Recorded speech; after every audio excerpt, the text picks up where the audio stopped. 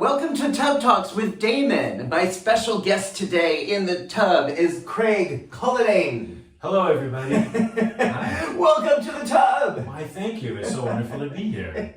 How strange and wonderful. It is strange and wonderful to be here, and Happy New Year. I know people are going to watch this all year round, but this is going to be premiering right around New Year's of 2023. So Happy New Year to Happy you. New Year to you too. Thank you. Many, many blessings to you on a beautiful 2023. I think it's going to be a good time. I think we are positioned to really go into this new year with perhaps a deeper sense of purpose and play and connection than we've had in past years. Beautiful. And I want to talk with you more about that. That's why you're the perfect guest to have this conversation with. Excellent.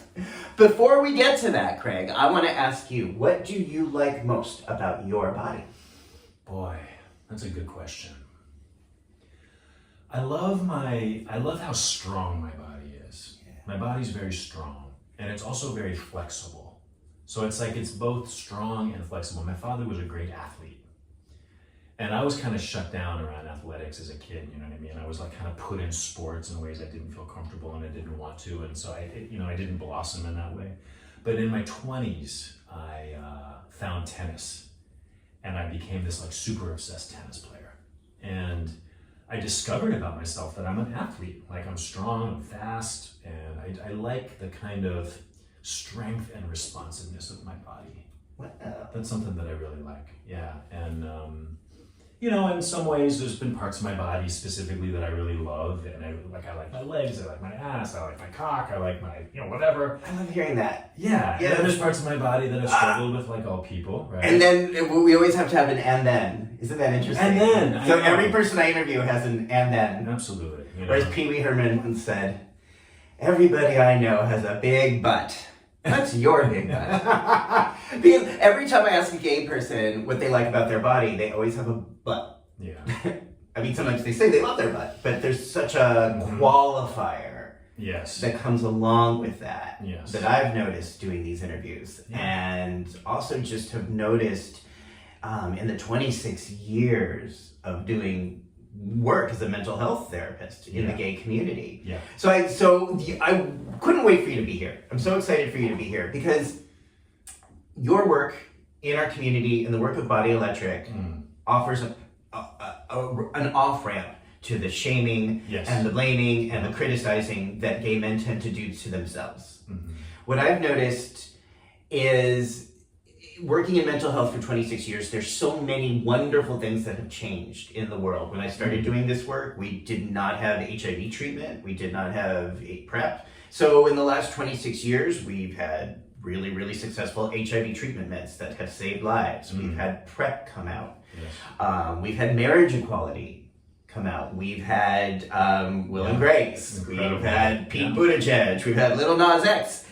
But the one thing that has not changed at all, in my observation, is the mindset around shaming, criticizing, condemning one's body within the gay community. Yeah. And I want to talk with you about how we change that. Yeah. Good question. So should I talk a little bit about Body Electric? You could, yes. So Body Electric is this beautiful organization, this beautiful work that invites people into experiences of erotic aliveness. Like, how do we come home to our bodies? How do we discover who we are as erotic beings? Speak up a little bit. Speak up a little bit. Just speak. I do want to make sure they're hearing this. Who are we? Who am I as an erotic being? We all have this like super powerful erotic energy in our bodies, and we come from a culture of shame. And so how do we evolve and grow up in our lives so that our erotic lives can be healthy, so that it can be satisfying, so it can be a source of pleasure and joy rather than confusion and shame and all the things that go with that, right? So the Body Electric, like if you go to a Body Electric, basically from the outside it looks like you're learning how to give and receive erotic massage in a really safe, clear container, right? But really what it's about is, it's an invitation into coming home to our bodies, making friends with our bodies again, discovering the energy that lives in us and getting into relationship with it. in a way that serves our life, right? So we have this like deep pack of love energy, of our life force energy that lives in us. And it can be tapped and raised and spread in our body in really pleasurable ways. And that energy informs every part of our life, right? It can inform our creativity, it can inform our relationships, our work, right? It's this erotic life force energy, right? So Body Electric welcomes people into experiences of claiming that energy, perhaps invoking it with a sense of sacredness.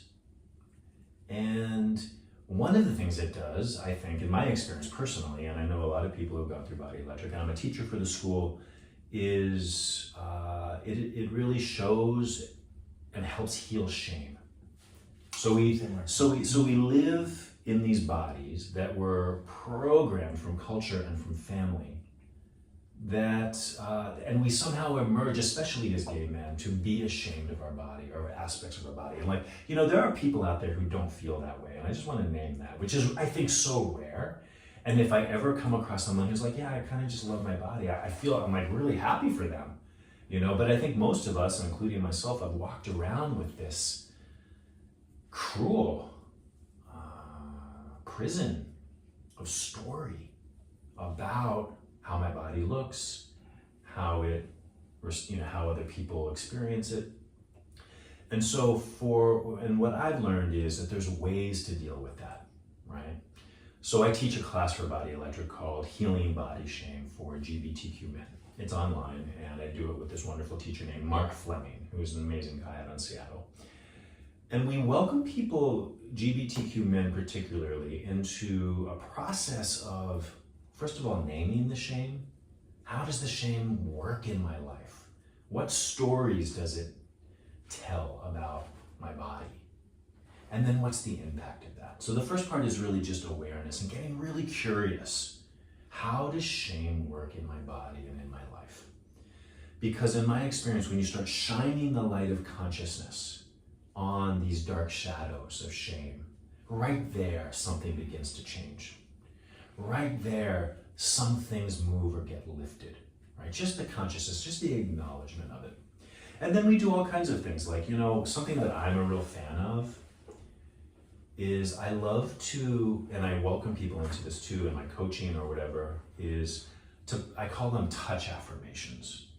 Like, I love to put my hands on my body as if I'm touching something very sacred and very holy and worthy and beautiful. And I say, as I touch my own body with love and reverence, I'll say things like, I love you,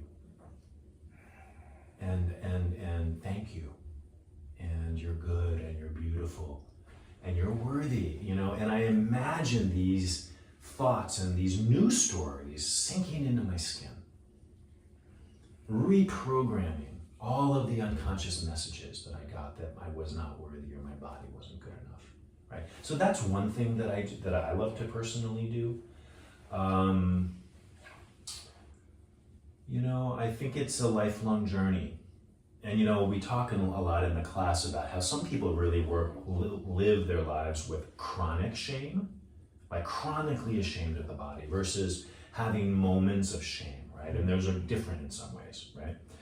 I definitely am someone who's walked in my life with some chronic body shame, and it's had some real impacts on me. So, for example, I've noticed in my life how, because of the shame I hold in my body, it's a wall and a barrier with lovers or sexual partners. Because it's like I just have such a deep belief that they won't be really attracted to me that I have to protect myself around it. So I get controlling about how much I'll let them touch me or how much I'll let them see me, you know? And I just noticed that in my life, there's been sexual partners or relationships I've been in that I haven't been able to surrender to their love. I haven't been able to really let their love in, and I've deflected it. And that's, you know, sad. It's sad, and it doesn't have to be that way, you know. So there's a lot there. I don't know, I'm kind of talking a lot. Yeah, What's cooking thank you. Thank you. Well, I want to know. So I thank you for sharing that. Because I think sometimes when people come to a bathtub and talk about these issues, that it means they've got it all figured out. And I appreciate that you're being open and vulnerable to say that you're on this path too. Yeah. And do you feel like now you are able to allow sexual partners to see you and experience you and touch you and love you more than before? More and more. And now it's like I teach naked erotic workshops. Yeah. It was inconceivable to me that I could do something like that 20 years ago, and so I know that for myself, there's been real healing there. I know it's possible because I've experienced it myself. It's layers that we shed. And I think at the end of the day, it comes back to how devoted I am to caring for myself, to acknowledging my worthiness and my goodness and my beauty and bringing that to attention with consistency. I think what we turn our attention on grows, and if I'm tending to myself in a way that's very loving and affirming consistently, it has an impact over time. Mm-hmm. I feel much more at home in my body. I feel much more relaxed. I'm able to be seen more, and I still have my moments. And in those moments, I can practice compassion for myself and patience. That's beautiful. Yeah. That's really beautiful. Wow. So what we focus on increases. I think so. What we do with our thoughts creates more thoughts. Yeah. And if we're aware of that, we can use that in a really healing, healthy way. Yeah.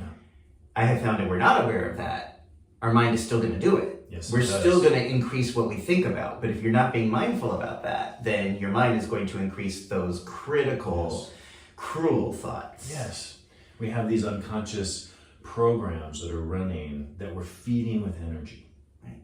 And we're not even aware of it. Right? But what happens if you bring to consciousness, what do I think? And why do I think that? And is it actually true? Yes. Can I just call the bullshit out on the story that I somehow absorbed about myself and say, that's not the truth, and so it's a journey, and it's a beautiful journey, and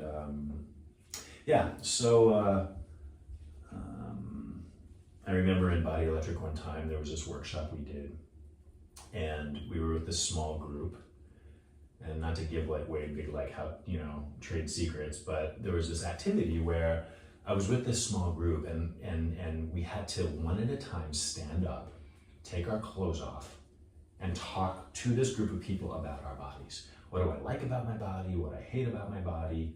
And when the person who was facilitating this said we were going to do this, I literally thought he was joking. It was so inconceivable to me at that point in my life that I would stand up in front of people and just get naked and talk about my body.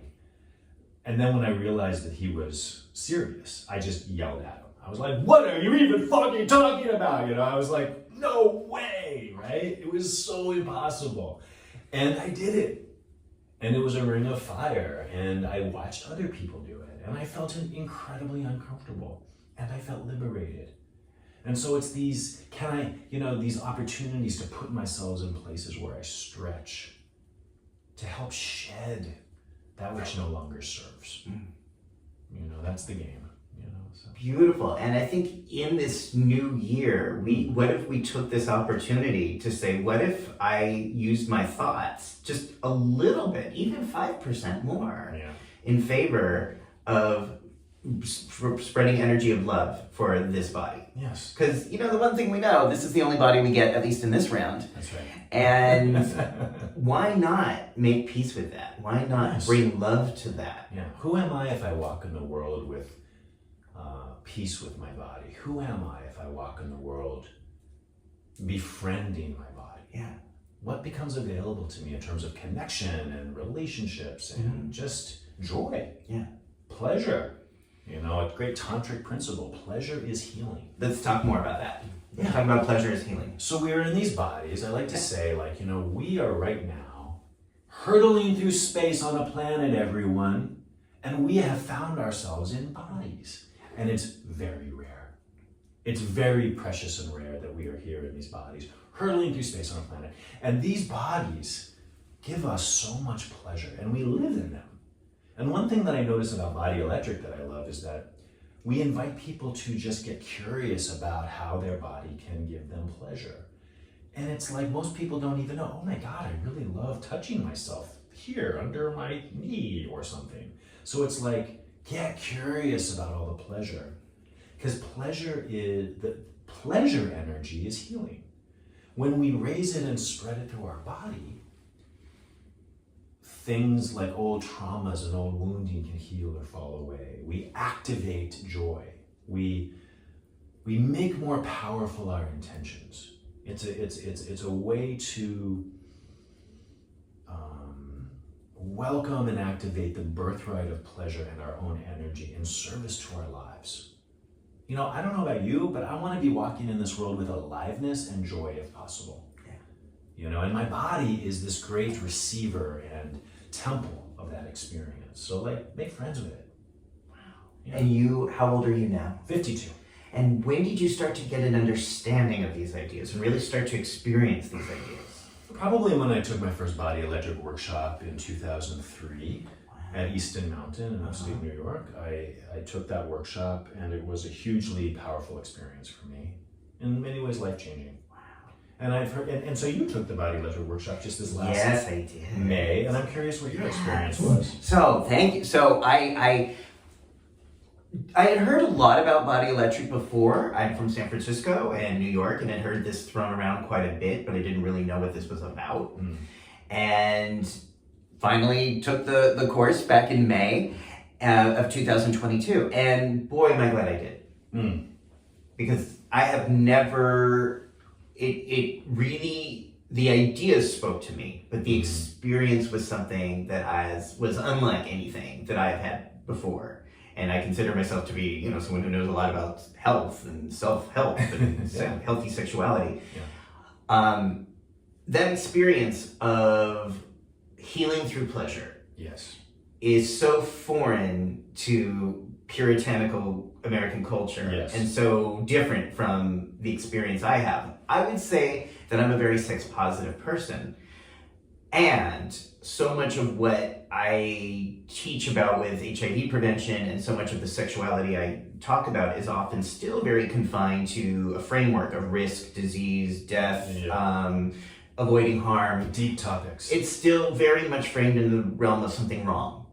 And I didn't even realize how much of my work has been shaped by that till I went to the Body Electric and was having these conversations and studying more of these ideas. I have another guest who spoke to this a little bit earlier in the year, named Ed Swaya from Seattle, who wrote Sex, Death, and Tantra. Oh, wow. Who really also, and he was a guest in the tub, talked about this idea of pleasure as a way of healing through trauma. Yes. And I just never heard from a mental health perspective before how pleasure, erotic pleasure, could be a conduit of greater experience. I'd only ever really been told of how to avoid bad things that come from that. So that to me opened up this new, like just in this last year in my career, opened up this sort of new path of thinking about how health and contact and human contact and erotic contact is that conduit for health and healing.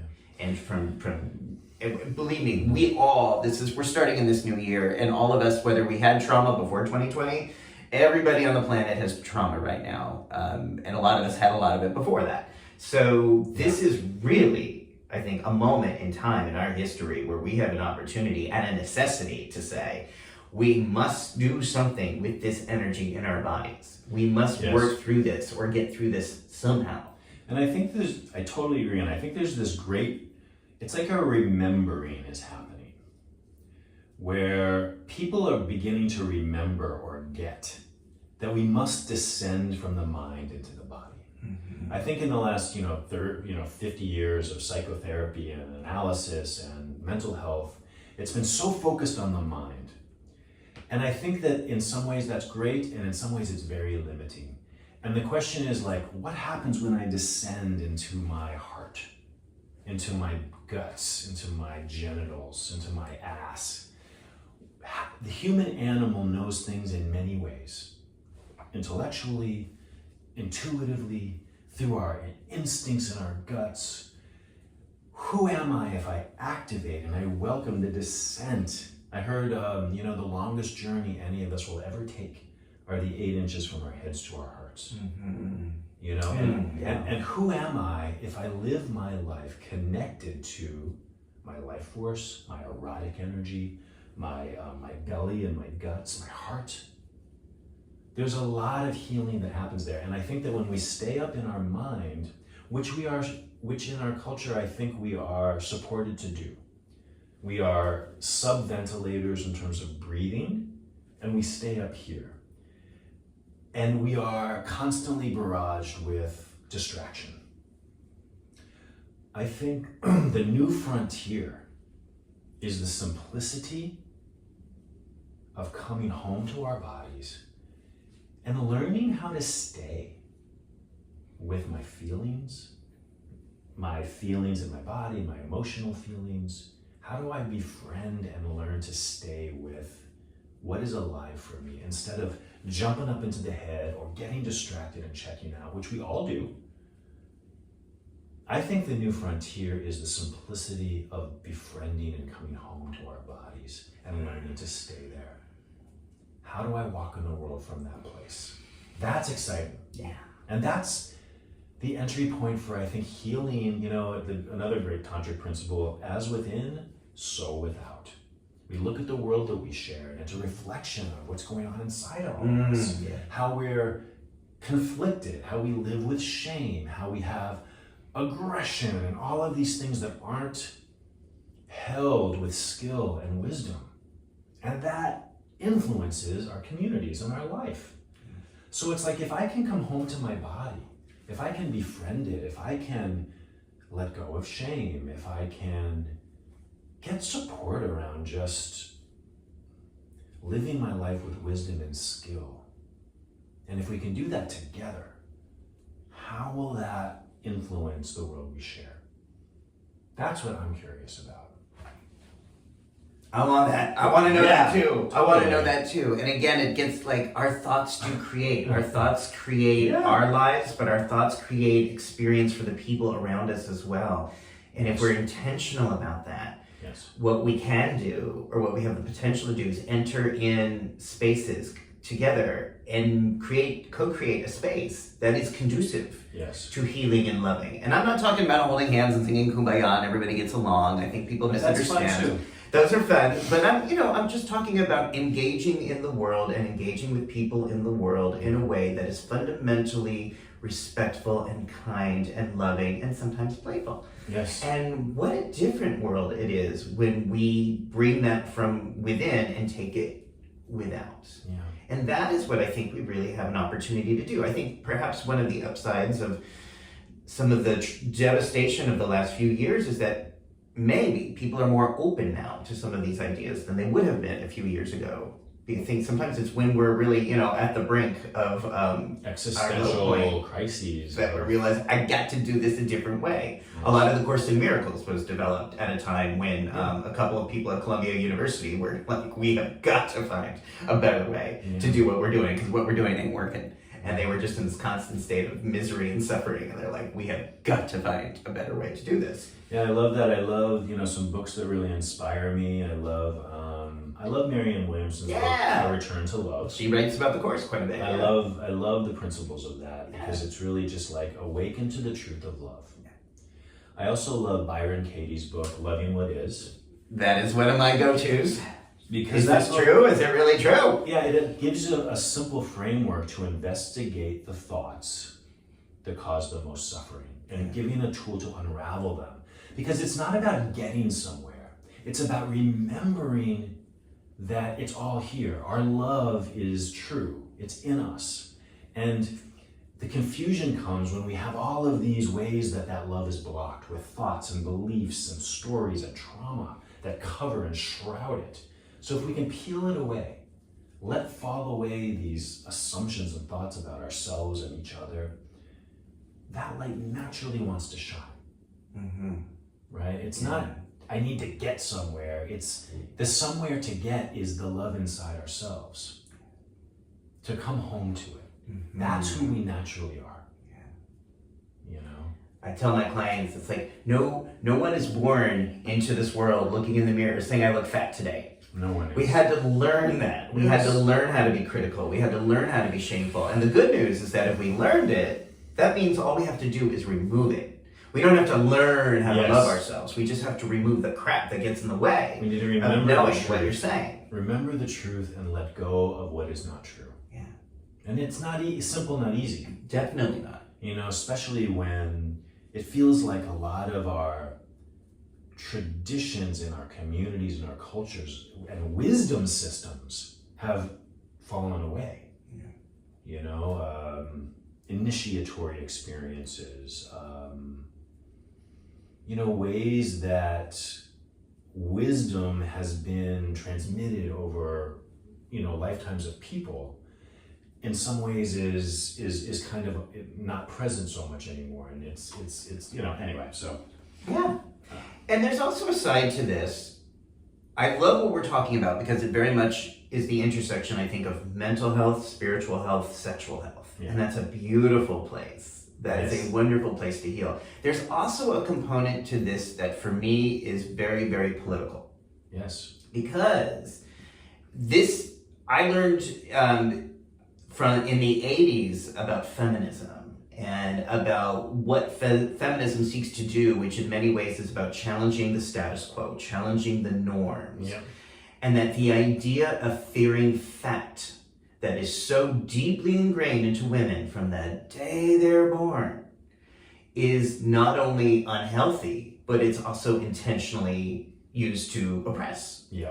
Because when women are more focused on their body size than they are on their brain or their success or other things, then it's a distraction from being a true, powerful challenge to men. And it's also, you know, the tool of the oppressor is divide and conquer. So all of a sudden women are judging each other or gay men are judging each other. When I was learning about this and reading this really classic book from the 70s, Fat is a Feminist Issue. I was like, okay, so fat is also a homophobia issue because the baseline, the deeply entrenched fear that I hear so many gay men talking about for 26 years now is this fear of fat. And what does that mean?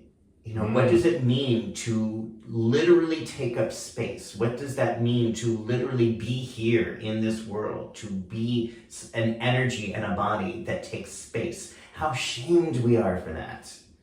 Mm-hmm. How much we're told it's ingrained. No, you should not be doing that. You should not be physically taking space. You should not be politically taking space. You should not be orally taking space.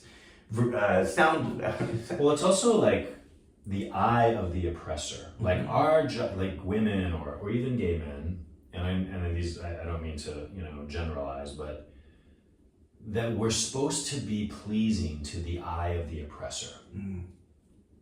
Like our job is to please the one who has power, and all of a sudden we get all concerned about making sure we look right. And who's it for? That's a question. Who is it for, and what is the purpose of it? You know, it's just another, what's that line? I remember Sandra Bernhard saying, like, you know, it's just another way that they're making like women feel shitty about themselves, or it's just another way they're making gay men feel shitty about ourselves. And it's unfortunately incumbent upon us to free ourselves from that bondage. Yes. To name it and go, you know, no. You know, I'm going to say, you know, this is interesting as a little bit of an aside. I remember when I was in my 20s, I noticed that I would get very judgmental about men that I witnessed who I experienced as particularly effeminate. A lot of like shame or revulsion would come up in me. And I'm sure it was my own hatred of my own inner feminine, or my own hatred of my own inner, you know, my own inner homophobia. And I kind of woke up to it one day, 27 or 20 years old. I saw this gay guy, and he was particularly whatever effeminate means according to how I was perceiving it. And I was really judging him, and I just stepped back and I was like, I don't want to be like that. I don't want to judge people like that. I don't want to find that wrong or bad. And so I started doing something for myself, which really helped me, which is that whenever I would see someone who triggered me that way or who inspired that revulsion or judgment, I would just start sending them all of this appreciation. I'd be like, I love how they're expressing. I love their freedom. I love that they're so just completely themselves. And of course, what really was happening is I was loving those parts of me that I was hating. And it really helped me. Like I don't do that. I mean, it's just not kind of present in my consciousness anymore. I really just I try to embrace like all these different ways that people express themselves. And that's how I want to be. Yeah. And it's my job. Yeah. It's my work. Mm-hmm. I don't want to be someone who is just complacent with how I judge others. I want to challenge it. Yeah. Because the truth is, I'm just judging some part of myself. That's right. And that's my own prison that I want to be free from. The warden is in prison too. Yes. Yes. So when you're judging others, you are in the same cell. Yeah. Right? So the very things, and this is what I see so much in the community, which is this is the thought system that perpetuates fear. Yes.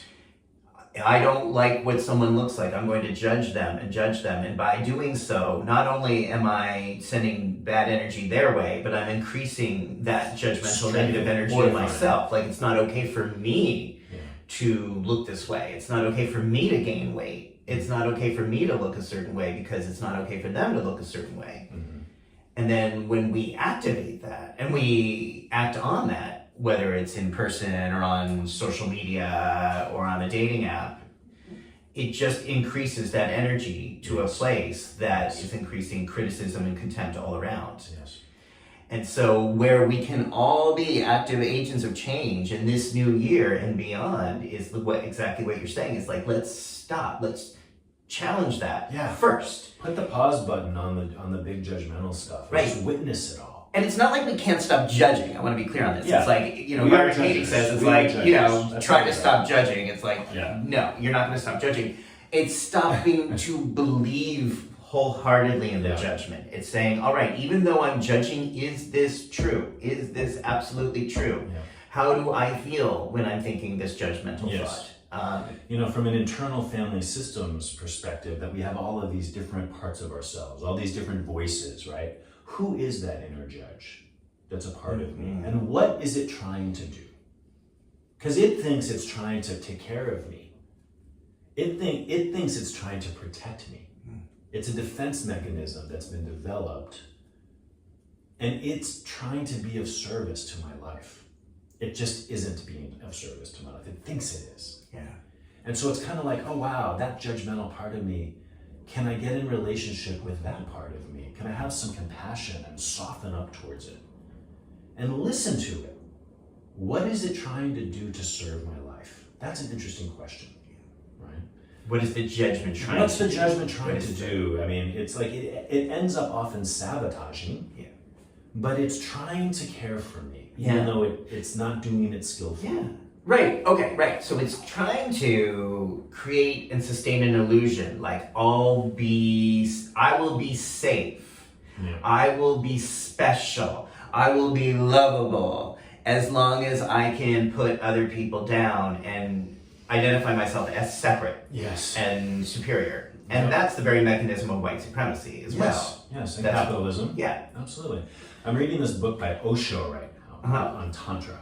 And his big thing is, he has several big things, which he's controversial and an interesting person, but one thing that his basic message that I'm really digging right now is just witness it all.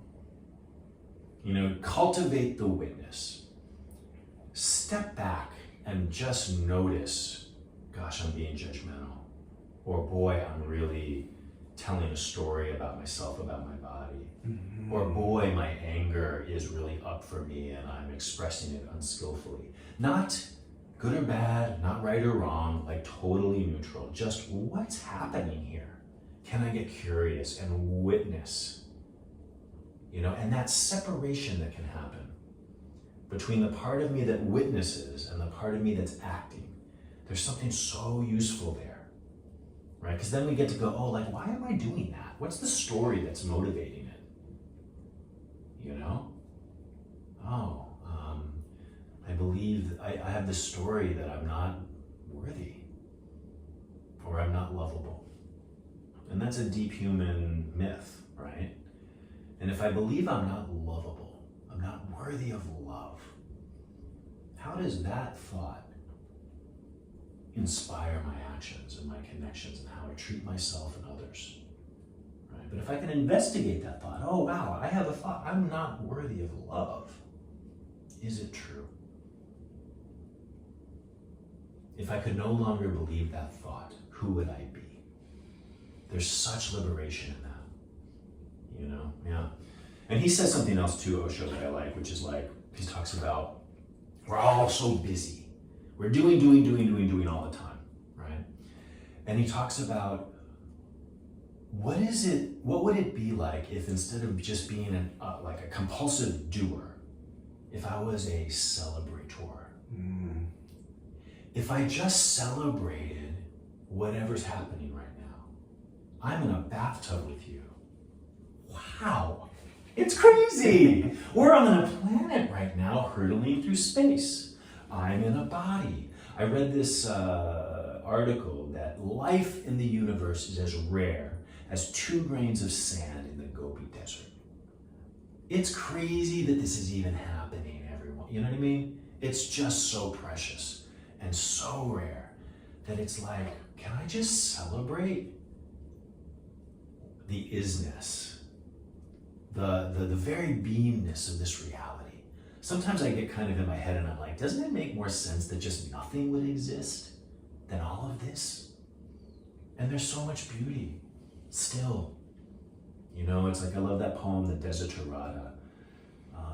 In the sham and drudgery of life, remember, it's still a beautiful world. There are trees and there are flowers and there's beautiful beings and there's love and there's good people and there's heroism and there's pleasure. These are beautiful gifts, right? And is it possible for me to slow down enough just to go, whoa, wow. I've been doing a gratitude list every morning since the beginning of last year. Every single morning I write down 10 things I'm grateful for, and then I go back and I read them out loud and I say, like, I'm grateful for my home. Thank you, thank you, thank you. And I use it to awaken good feelings in my heart. And it's like stoking the embers consistently of love energy in my body and in my system. That has changed my life. I've noticed I've relaxed. I just have more appreciation. I'm not so filled with anxiety. I can just stop and just be amazed. And that's how I want to be. I want to be amazed at life. I want to feel alive. I want to have my love available to me. It's mine, and it's yours. It's ours.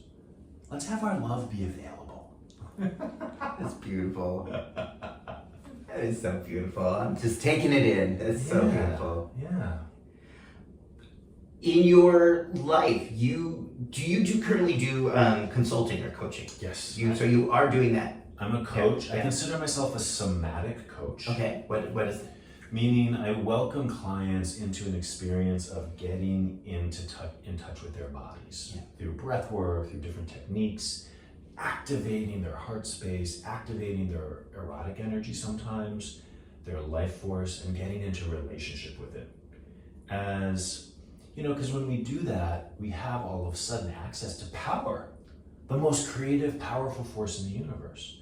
And so I work with lots of different kinds of people for lots of different things. Some of it's about healing shame. Some of it's about, I really want to activate my creativity and write this play that's been living inside of my heart for so long.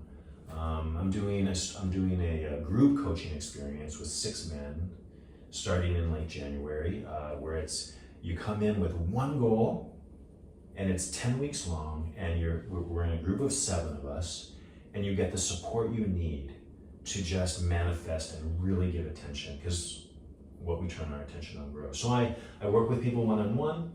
I work with these group coaching experiences. I'm very excited. I've created a workshop that I'm going to do in the spring. I call it Awaken Your Inner Sexy Man. Ooh. Awaken your inner sexy man. Like, all of us have like a sexy, erotic part of us. And sometimes it lies dormant. If I woke it up and welcomed it to the surface, how would that change my life? How would I walk down the street? How willing would I be to connect with someone in their eyes? What would it do to my creativity or even my health? If I have my sexiness available to me, what does that look like for my life? So I'm having fun creating workshops. I'm teaching with the Body Electric School, which I love. I'm just trying to offer the love and goodness from myself to welcome people into supporting them and waking up into their lives. Have you always been on this track of helping people this way? I think so. It was always very important to me that I did work that I personally experienced as meaningful. I spent 6 years of my life working for an organization that brings theater and other arts into 6 New York State prisons. Yes! So that was... Tell me a little more about that. Yeah. I did read about that, yeah. It's called Rehabilitation Through the Arts, and And you were working with the prison population. I was going into Sing Sing and all these other prisons, and really it was about how to create a space welcoming people to tap their inner creative energy in theater and music and art, writing, all kinds of things, to support people in healing, but to support people also in cultivating social, emotional, cognitive skills, life skills that are going to serve them when they leave prison, and in prison as well. So that was a beautiful experience. It was a very intense and in many ways a real honor to be with incarcerated people.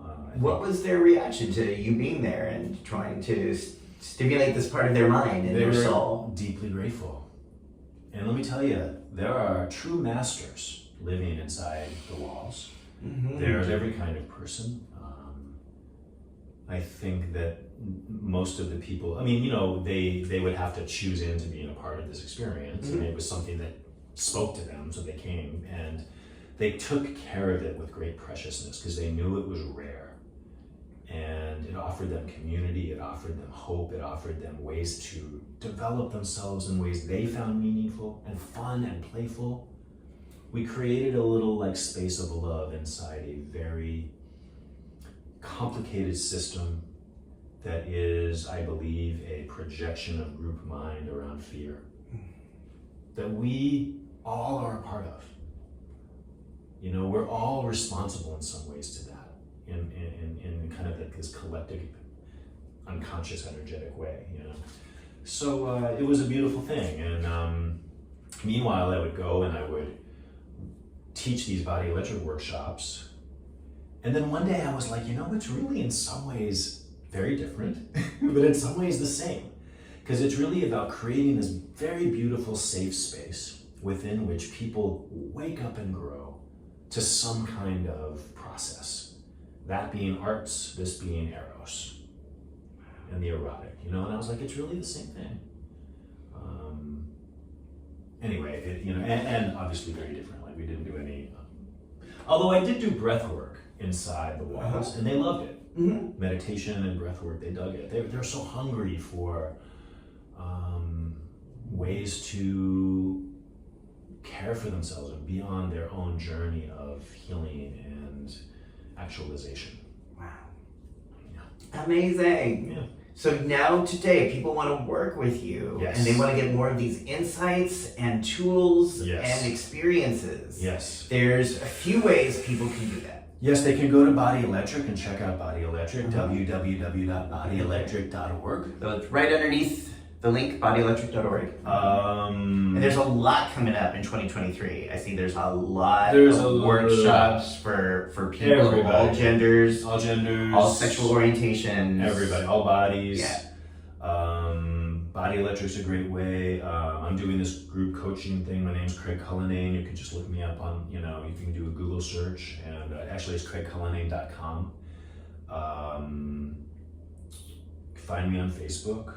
Yeah, I'm open to, I love working with people. I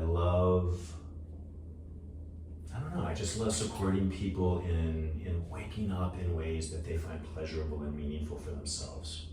It's an honor. Yeah. It's an honor, and it's crucial. Yeah. It's you said before, it's like, guess what? Stuff's going down, yo. Big time, on this earth that we share. And it's not a fait accompli that it's even going to be here for us in 100 years. That's tragic. Beyond tragic. Because we can't seem to figure out how to love each other. But it begins with loving ourselves. And the thing is, that's good news.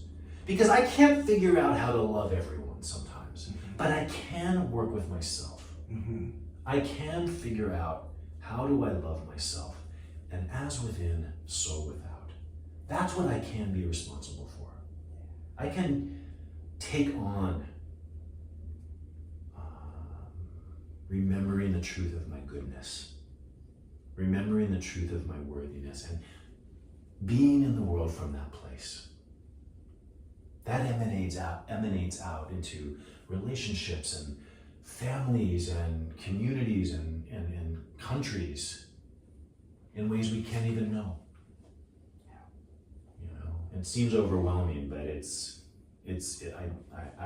we have to believe it's possible. Well, and it's like you said, we have this wonderful experience right now. These bodies hurling through space at this moment in this time. And what's going to happen next? I don't know. We don't know. The only thing I know for sure is that how I feel is up to me. For whatever quantity of time I've got in this body, the quality of time is going to be determined primarily by what I'm doing here. Yes. And the more I do here, and the more I bring that down, as you said, that journey from the mind to the heart, the more that I know that this experience is going to be one that can be more joyful, more pleasurable, more rewarding for whatever time I've got left. But if I don't have an experience that's rewarding, joyful, and pleasurable, I can't blame that on any one person, place, or thing. That's mostly an operation that goes on up here. And I take ownership of that, responsibility for that. And I take comfort in that. Because I don't know what's going to happen. I don't know what's going to happen politically in this next year. I don't know what's going to happen on our climate. I don't know with the gun violence. I really don't know from day to day what's going to happen anymore, if I ever did in the first place. But what I do know is, like, whether I've got a year left or 10 years or 50 years left, it's going to be good. It's going to be a good time. Yeah, I guess it's like they say, like, the only thing we have any control over is where we choose to put our attention. Right. And what we choose to focus on increases. Yeah. Right? Yeah. So your work, Body Electric, is continuing to help people learn some tools for breathing, thinking, touching that can enhance this experience, the quality of this experience that we're having in these bodies. That's right. Regardless of what the quantity is going to look like. We simply have no idea of knowing that. Yeah. I think that there's this idea, like, we don't have to do it alone.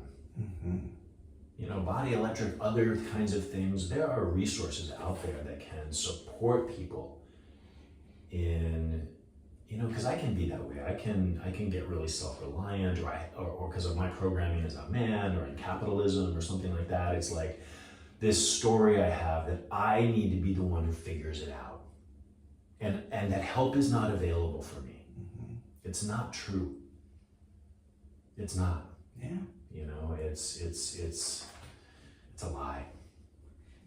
It is. And for me, one of the great things about Body Electric was that I consciously went in there and said, I'm not here to teach. I'm such a teacher, right? Or a therapist. And I consciously went in saying, I'm here to ask for help. I am here asking for help because I want to learn a better way. And I don't have to be in like a hospital bed to ask for help. I'm just like, no, Craig is offering me things I want to learn about. But I went in consciously saying, I'm here to be a learner, not a teacher. I am here to be a recipient, not a giver. Can I share like my experience of you in the space? Yeah. Because I got to teach the workshop. Yeah. You were so alive with your joy. And you were just drinking it in. It was so clear that you were just like, wow, this is awesome. This is an incredible opportunity. both for myself and for other people. It was like you were so appreciative. Yeah. And it was really clear. It was beautiful to just witness you go through the process. I felt that way. Honestly, felt that way. Yeah. But it was again, I had to do the work here because my mind, my go-to is in unknown situations is to want to judge, of course. And it was intentional before I went in early in the morning, and I tend to judge more in the mornings than I do because I'm not a morning person so much, was to say, okay, you don't do that. Mm-hmm. Don't have to do that. There's no reason to do that. There's no safety in doing that. That's all bullshit. You're just going to tarnish this experience. Go for it. Just go with it. Just go with it. If you don't like it, you don't have to do it again. But just go with this experience. Just be present for this. Be alive for this. Yeah. And be there. Yeah. So I gave myself that gift of being in that neutral. Again, it's not judgmental. It's saying when the judgment creeps in, call bullshit on it right away. It is. Like keep it moving, keep the call off your bullshit, and just come back to the present moment. Yeah, just get curious. But that was, as someone who wants to learn, that was something I wanted to do for myself. Mm-hmm. And I think sometimes people might be thinking about reading a book or going to a workshop with their judgmental frame. And that judge is trying. It's like it's serving them. It's trying to protect them. Right. It's like the ego mind doesn't want to grow. It doesn't want to expand. It wants to keep you safe. And there's something that's like, okay, safe, unquote. Yeah. Safe, whatever it thinks safe is. Yes. And it's like, okay, thank you for caring for me. Mm-hmm. But I'm not listening to you because there's more. Yeah. And that's the bravery that we need to cultivate. Yeah. And we are doing that. I think 2023 is this year we can do that. And I also meant to point out Body Electric, for people who are not in a primary relationship, is a wonderful way to learn about their bodies, and the tools and the exercises and the energies is also so perfectly fit for people who are in couples, especially couples who have been together for a long period of time, where touch and erotic touch has been absent, which describes a lot of the couples I know and work with, is that, just like people, as you say, get busy, people get familiar, people get comfortable, and sometimes a few years goes by and like, oh honey, we have a great relationship, but we haven't fucked in like a decade. Habits. How does this happen? Well, it happens very commonly, but I do think in order to reintroduce erotic energy and touch and play into a relationship where certain habits have formed, the Body Electric and your work offers a lot for people to work into. Just very simple, basic touch exercises, and then goes a little bit further if they wish to. Yeah, absolutely. Right? So I wanted to make sure people heard that, because I know some people watching this are in long-term relationships where they're missing a sense of sexual touch and connection. And this, I think, Body Electric is an ideal way to think about reintroducing that. Mm-hmm. And a lot of the courses are virtual.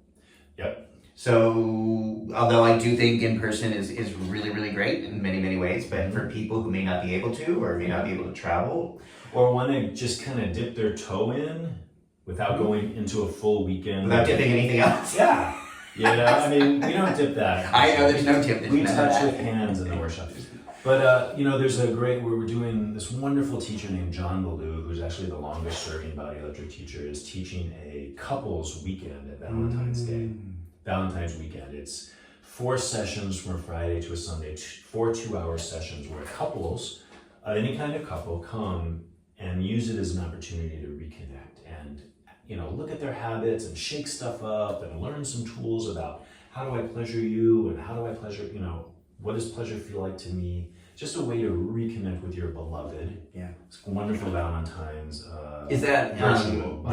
Virtual. Okay, so anyone watching this who wants to participate or stick their toe in or learn a little more can do that in a virtual space from the safety of their own... From their own space. From their own space. Yeah. Let's say their own bedroom, their own... Really fun. A real gift to give to yourself and your partner. Okay. And for a complete list of Body Electric workshops, just go below, bodyelectric.org.